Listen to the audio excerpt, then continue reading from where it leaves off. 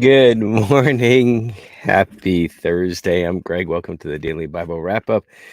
Started the recording before I actually got my Kindle fired up. So, fortunately, since the bumper music is a little bit longer than the old bumper music was, I had just enough time to get to where I need to be on the Kindle. Today's readings are from Psalm 121 and Hebrews 9:16 through 28 and Ezekiel 17 through 18. So, I'm just going to jump into Psalm 121 and read the verse 7. Quote, "The Lord keeps you from harm and watches over your life. The Lord keeps watch over you as you come and go, now and forever." Now, this is a simple statement. In fact, the whole short psalm is about how the Lord watches and protects us. But there's a caveat, a condition. Verse 2, quote, "My help comes from the Lord who made heaven and earth." We must know and accept the Lord for his protection. For those who don't, those who turn away from the Lord, eventually the Lord will remove his protection. I mean, think about it. I don't see this as punitive. Have you ever invited someone just to hang out or to visit with you? You invite them into your life. You want to do things with them. You want to grow the relationship, only to be faced with rejection after rejection after rejection. Well, at some point in time, you're just going to stop asking. You just too much rejection. It's just like, okay, I've given you enough chances. For whatever reason, you just don't want to hang out with me. You don't want to visit me. I respect your opinion, and I respect it so much, I'm not going to invite you again. I think that that's the way it is with God. And God is not some power that we call up at our convenience and need, which it seems like that some people are like, well, the only time I'm ever going to invite God into my life is when I need something. But those people are forgetting a fundamental fact about God is mentioned here. He is the creator of everything, and he wants a relationship with us. That's not a difficult concept to grasp, in my opinion. Instead of being something that, hey, you just come to me whenever you want something, it's like you're there for you. So the Friends theme, I'll be there for you. Yeah, it's of course that's in my mind a little bit because of Matthew Perry recently passing at a young age. So we should try to focus on forming that relationship with God because eventually he will stop asking. Hebrews 9, we pick up the story of verse 16. It's a short section, but the point seems to be that unlike previous sacrifices that need refreshing annually or even more often, Jesus' sacrifice is once and final. Quote, verse 16. Now, when someone leaves a will, it is necessary to prove the person who made it is dead. That makes sense. The will goes into effect only after the person's death. The new covenant went into effect with Christ's death. Quote, verse 25, and he did not enter into heaven to offer himself again and again, like the high priest here on earth who enters the most holy place year after year with the blood of an animal. If that had been necessary, Christ would have had to have died again and again and again, ever since the world began. That's not the case. And then finally, the wrap up quote, verse 28. Christ was offered once for all time as a sacrifice to take away the sins of many people. He will come again, not to deal with our sins, because he's already done that. Those are my words. But to bring salvation to all who are eagerly awaiting for him. Count me as part of that group. Old Testament, we're in Ezekiel. It's a new message, Ezekiel 17, about two eagles. And this is a little bit confusing to interpret.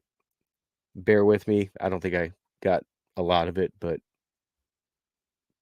that's one of the things where if I take a pause on the daily Bible wrap up, and I am considering pausing and not doing it in 2023 because I do want to. I think I'm being led to perhaps take a break and investigate like some specific books. I've talked about it over the year that I've come across some that I really want to dig into. I want to dig into John. I want to dig into Isaiah. I mentioned. I think Ezekiel is another one as well too. I want to dig into the idea of the context of the Bible that to help push aside my Western lens and understand more about what the context was back then. I haven't made a decision on that as of yet, but I am thinking about it. I'd ask for your prayers on that as well, for discernment. What's the best way to go with regards to this? I'll have more on that later as to some of my thoughts, why I'm thinking that. Um, but I also have thoughts on another project that I may do in the same space. We'll talk about that down the road. Anyway, Ezekiel 17, new message about two eagles, one plucked off the highest branch of a cedar tree in Lebanon, as well as a seedling. The fact that the eagle planted in a city of traders, not sure how that works, planted the branch.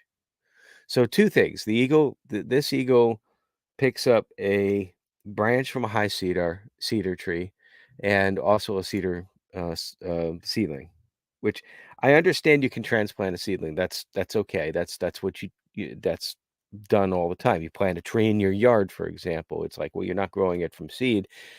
It was grown in a nursery somewhere else, and you brought it home and you dug a hole and you put it in. And 30 years later, you have a 50-foot oak tree or something like that.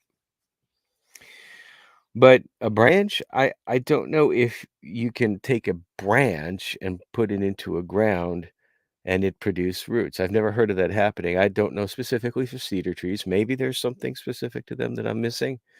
Here's some of the context, for example. This also might be an example of me overanalyzing things, but it doesn't make sense as written right here to me. Now, the seedling, the eagle, because this eagle obviously is a gardener as well, planted he planted the seedling by a river where it took root as well as producing vine shoots. Again, a question, does a cedar multiply by vines and shoots? I don't think so. So maybe not vines, okay, but shoots. What I'm thinking about is, oh gosh, what is that tree out west? I think they're aspens. Yeah, aspen groves, where the trees that you see in a lot of areas are actually all part of one life form. They are all interconnected underneath the ground. Fascinating stuff. I'd recommend. They look like birch trees for those of us out east, but it's just very fascinating that this is how they grow and multiply. I digress. I do that a lot. You know that. But I don't think a cedar does that. I could be wrong. Certainly, when you see cedars, they tend to clump together. I always thought that was because seeds just kind of dropped off in a local area, but I don't know. Now, a second eagle looked much more majestic, and the vine and the shoots turned towards this new eagle, even though the vine and the shoots they were already planted in good soil. So you probably starting to get an idea where this analogy is going, or where I think it's going at least. It seems obvious, at least, that the seedling is what God did, but when the seed, as far as planting, the seedling in good soil, transplanted the people from Egypt, brought them into the promised land, good soil, good water. But now the seedling there is, instead of like reaching up to God, is reaching, which is the first eagle, is reaching up to this other majestically looking, beautiful eagle, but that which is not God. They found something better to turn away from the first, which in the analogy is God, to the second, which is the false idols. The vine will be transplanted by the second eagle, but it won't take root and it will die. So the vine from the seedling, the eagle, second one, the false idol one, picks it up, brings it somewhere else, tries to transplant it, but it dies. Now Ezekiel explains the little riddle. I was a bit off, but had the fundamentals right. It deals with disregarding a treaty with Babylon. So there's a little bit more information in the reading there. Quote from verse 14, I think it's 14, only by keeping a treaty with Babylon could Israel survive. Now, I have to admit, after reading this a couple of times, I'm lost on a lot of the symbolism here. This is one of those areas where, again, as I said a couple moments ago, I would love to dig into Ezekiel like over the period of like a few months and just try to understand what some of the symbolism is. At least people smarter than me think that what it is, because there are a lot of people smarter than me. Trust me, an awful lot of people. But Ezekiel ends the book with even more symbolism. The Lord will take a branch from the top of a tall cedar, the first eagle, and plant it at the top of Israel's highest mountain where it will thrive. And quote verse 24, all the trees will know that it is I, the Lord, who cuts the tall tree down and makes the short tree grow tall. It's passages like this that are confusing to understand that prompts me to think that there may be some context from this period that I don't know or understand. Ezekiel 18, another message. That's what Ezekiel pretty much is a collection of messages. The people are no longer to quote the proverb, the parents had eaten sour grapes, but their children's mouths pucker at the taste. Now, I don't believe that this is a proverb taken from the book of Proverbs, for example. There's no reference in the U version rendering of this in on the app. A lot of times when a previous biblical passages referenced, particularly from New Testament to Old Testament, there'll be a note there saying this is where you come to. And if you thought beforehand that I whenever I came across one of those that I mentioned it to you, that was me mentioning it, that I was able to pull out of my head, sorry, nope. I was relying upon the notes there in the U version app. Confession is good for the soul. But the outcome here is clear. Verse 4, it is the person who sins, which is the one who will die.